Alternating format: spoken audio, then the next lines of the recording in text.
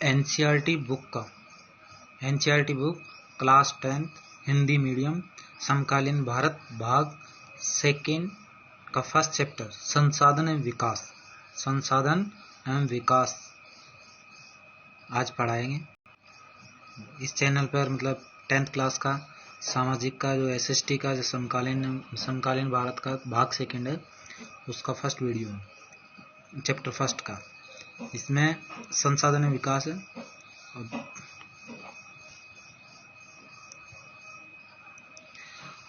इसमें बता रखा है कि हमारे पर्यावरण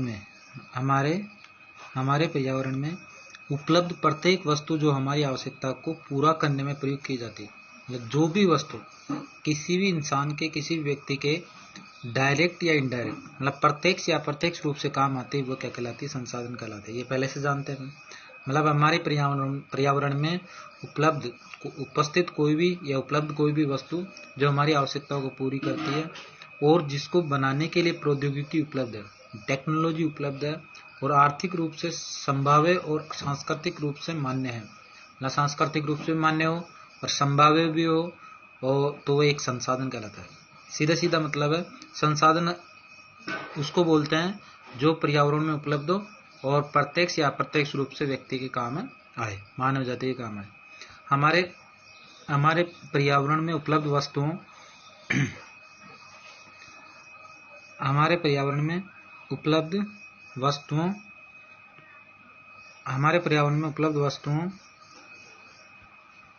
वस्तुओं की रूपांतरण प्रक्रिया प्रकृति प्रौद्योगिकी और संस्थाओं के पारस्परिक क्रियात्मक संबंध में निहित है। मानव प्रौद्योगिकी द्वारा प्रकृति के साथ क्रिया करते हैं। मानव क्या करता है? प्रौद्योगिकी क्रिया मतलब टेक्नोलॉजी के माध्यम से क्या करता है? जो प्रकृति में उपस्थित चीजें हैं उसके साथ क्रिया करता है, मतलब उसको काम में लेने के लिए उपयोगी बनाता है और अपने आर्थिक विकास की गति को तेज करने के संस्थाओं का निर्माण करते हैं। तो इसमें संसाधन मानवीय क्रियाओं का परिणाम, मतलब एक तरह से कह सकते हैं संसाधन मानवीय क्रियाओं का परिणाम। संसाधन मानवीय क्रियाओं का परिणाम है। मानव स्वयं संसाधनों का महत्वपूर्ण हिस्सा, मानव भी संसाधनों का महत्वपूर्ण हिस्सा है। क्यों? क्योंकि मानव भी किसी के काम आता है। मानव किसी चीज को काम में मानव किसी न किसी रूप से किसी के काम आता है, तो इसको भी एक संसाधन है। और जैसे मानव का नॉलेज है, व्यक्ति का जो नॉलेज है वो एक मतलब मानव भूगोल में आता है। वे पर्यावरण में पाए जाने वाले पदार्थों को संसाधनों में परिवर्तित करते हैं। मानव भी काम आ रहा है संसाधनों में, जो प्रकृति में पाए जाने वाले या पर्यावरण में पाए जाने वाले जो संसाधन उसको उपयोगी बनाता है, उसको परिवर्तित करता है काम में लेने के लायक, उन्हें प्रयोग करते हैं। और इन संसाधनों का वर्गीकरण निम्न प्रकार से किया जाता है। संसाधन जो है, इससे पहले ये बता देते हैं कि संसाधन क्या क्या होते हैं। एक तो भौतिक पर्यावरण जो प्रकृति में मिलते हैं, प्रौद्योगिकी और संस्थाएं। इसमें बता रखा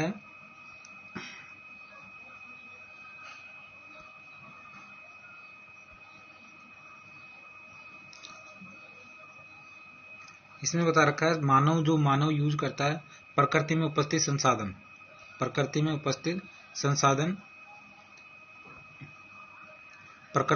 संसाधन जो है उसको काम में लेता है।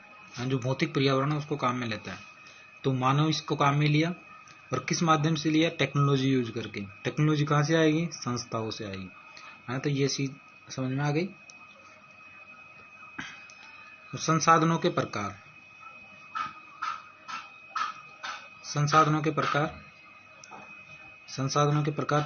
किस किस आधार पर बांटा गया है? संसाधनों को वर्गीकरण किया गया है उत्पत्ति के आधार पर, जैव और अजैव, बायोटिक बोलते हैं। उत्पत्ति के आधार पर संसाधनों को जैव और अजैव दो प्रकार में बांटा गया है। समाप्यता के आधार पर, समाप्यता का मतलब एक तो नवीनीकरण वो संसाधन होते हैं जो मतलब बार बार में काम में ले सकते हैं। अनवीनीकरण वो होते हैं जो एक बार ही काम में है। स्वामित्व के आधार पर व्यक्तिगत और सामुदायिक और राष्ट्रीय और अंतर्राष्ट्रीय। व्यक्तिगत तो किसी एक विशेष व्यक्ति के होते हैं, सामुदायिक किसी एक सोसाइटी के होते हैं, राष्ट्रीय एक देश स्तर पर, एक कंट्री स्तर पर, मतलब राष्ट्रीय स्तर पर, राष्ट्र के स्तर पर होता है। एक अंतर्राष्ट्रीय बहुत सारे देश मिलकर उसको काम में लेते हैं। और इसमें और बता रखा है एक विकास के स्तर के आधार पर संभावी और विकसित संसाधन, संभावी और विकसित संसाधन, संभावी और विकसित संसाधन। संसाधन संसाधन प्राकृतिक और मानवीय, दो प्रकार के होते हैं संसाधन, प्राकृतिक और मानवीय। प्राकृतिक वो होते हैं जो नेचुरली मतलब प्रकृति में अपने आप बनते हैं, और मानवीय होते हैं जो मानव बनाता है ना, मानव बनाता है उस संसाधन।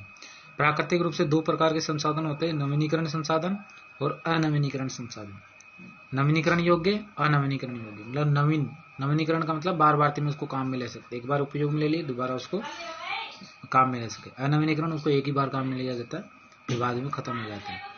नवीनीकरण भी दो प्रकार के होते हैं, एक तो सतत प्रवाह, जैसे सतत प्रवाह वाले, सतत या प्रवाह जैसे पवन जल, ये होते हैं। नवीनीकरण में जैव वाला प्राकृतिक वनस्पति होती है, इसको कितना उपयोग में लो, एक वो होती है वन्य जीव होते हैं। इधर मानवीय अनवीनीकरण में पुनः चक्रित, जैसे धातु पुनः दोबारा काम में ले सकते हैं, चक्रित।